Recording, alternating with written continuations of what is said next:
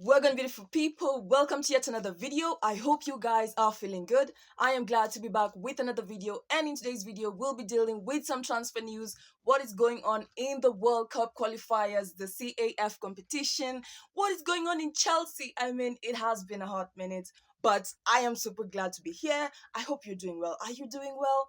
Are you doing okay? How are you feeling today? And if you're not feeling good, I hope you feel better, because yeah, it happens. But if you're new to the channel, please don't forget to like the video, share it with your family and friends. Don't forget to subscribe and turn on the post notification bell. You'll be notified every time I upload a video. Now let's jump right into it without wasting any more time. What has happened? What has been going on? And yeah, it's a lot. In terms of some transfer news, of course, I want to start off with Chelsea. I mean, yeah, a lot has been going on, and of course, with some players out for international duty, it has only been a roller coaster of information. And I would like to start with the first news. I mean, in terms of Amanda Broja, I mean, I will just like to say, in terms of Broja, he did not have the best season last season with his injury.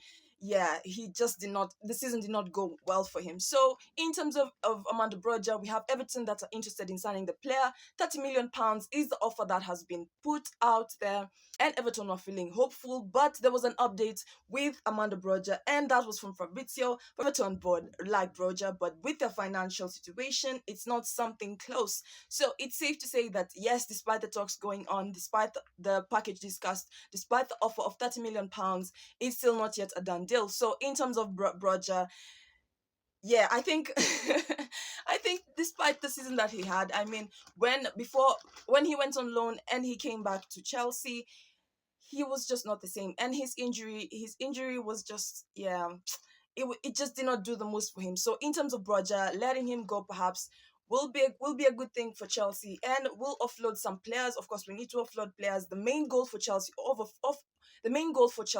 offloading players is the fact that by July we hope to have signed players. So by the time preseason starts, the season starts, we are able to, do our thing and go on well. Let us talk about Levi Colwill now. In terms of Levi Colwill, for the most part of the season, he was very much available, and he was even called up for the England team. Yeah. He was even called up for the England team last season. So in terms of the interested clubs, we have Bayern Munich. Bayern Munich is interested in signing Levi Colwill. Now they want to sign Levi Colwill with the initial talks said to have taken place.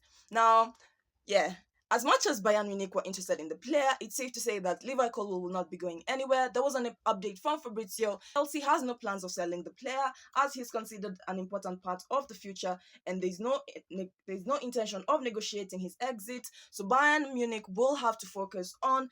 They're currently targeting Jonathan Tah from Bayern Leverkusen, and we'll see how that goes. But in terms of Levi Colwill, yeah, he's not going anywhere. Now, in terms of some very funny news, I thought I had to talk about this. I saw this news yesterday, and I just I couldn't. Yeah, yesterday night. Yeah, this morning. This is this is what I have the opportunity to tell you guys. So, in terms of the news, that according to Guardian Sports, now we know in terms of Leicester City, they sold their coach to Chelsea, and Leicester City are looking for replacement.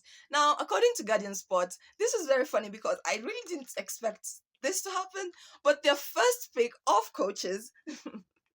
Their first choice, Leicester City has made their first choice to be the one and only Potter clock. Potter, Graham Potter. Oh my God. How does this keep happening? I mean, I know he had a good spell at Brighton, and in Chelsea he had his fair share of games, but okay, we'll see how that happens. I mean, I was a bit confused when that news came, and I was actually a bit surprised, but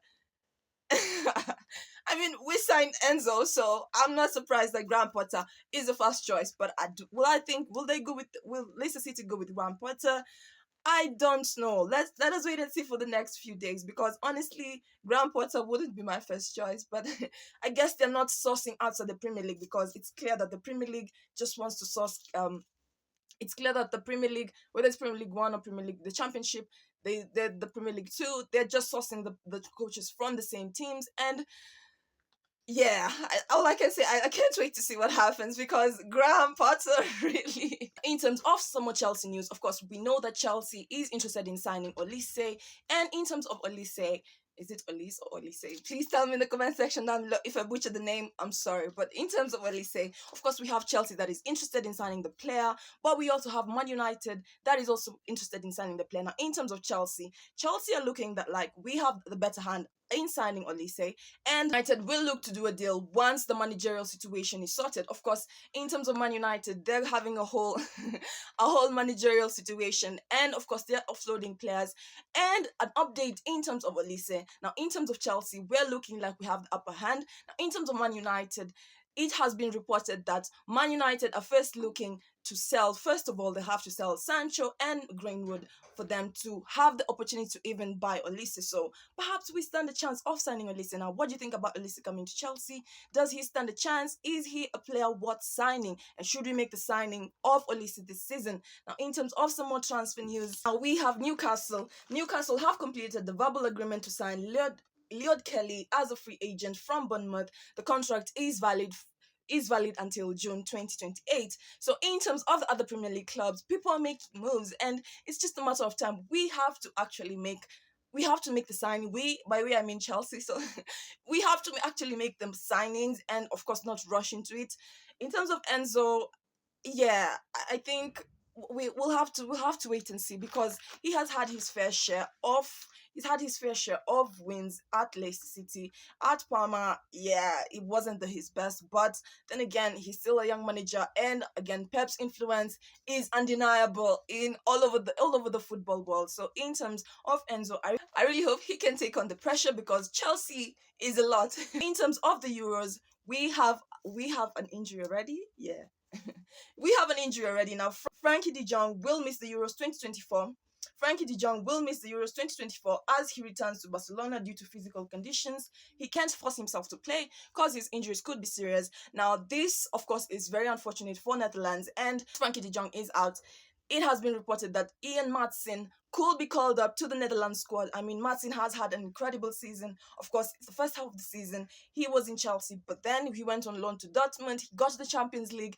Ian Maatsen should be the definite fit for the replacement for Frank de Jong.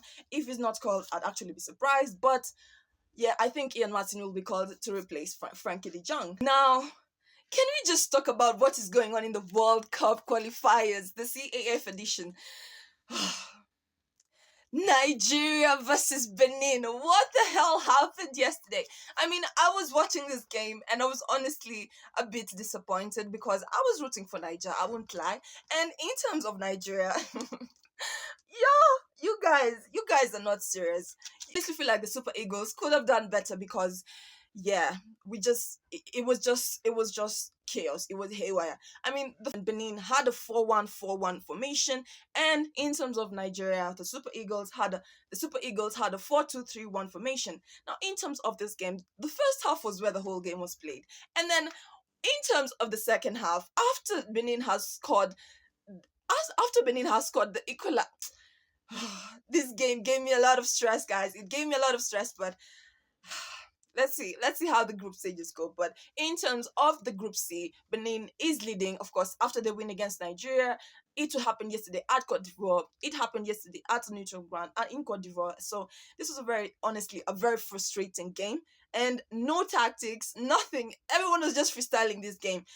I am not happy with how this game went. So in terms of the Super Eagles, yeah, they have a long way to go, but then again, this is not the results we should be expecting from them. Now, in terms of the first half, of course, at the 27th minute, we had Rafael Onyedika having the first goal, so the Super Eagles went up at the 27th minute, and honestly, it gave me a little bit of hope, and I was holding my breath, but Nigeria really carry last for this one. But no, it's not yet over till it's over. So in terms of the game, 10 minutes later, Benin Republic were like, you know what, guys, yeah, we also want to play in this World Cup.